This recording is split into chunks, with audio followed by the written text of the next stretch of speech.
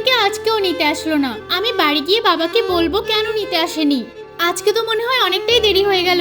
মালকিন, আমি তাহলে আসছি, আমার মেয়েকে স্কুলের থেকে নিতে যেতে হবে। কি, তুমি নিজের কাজ না করে তোমার মেয়েকে আনতে যাবে? আমার ছেলেও তো স্কুলে পড়াশোনা করে, ও তো একাই চলে আসে। মালকিন, আপনার ছেলে তো সাইকেলে আসে, আর আমার মেয়ে কত কষ্ট করে হেঁটে হেঁটে আসে। তো দাও না তোমার মেয়েকে সাইকেল কিনে। আমার মেয়ে তো অনেক ছোট, বড় হলে তারপর তো দেবো। বাবা আমাকে প্রতিদিন মিথ্যে বলে, আর যে কতগুলো কাজ করতে হবে। এখনই আমি তাড়াতাড়ি যাই, আমার মেয়েটা নিশ্চয়ই বাড়ি আসছে।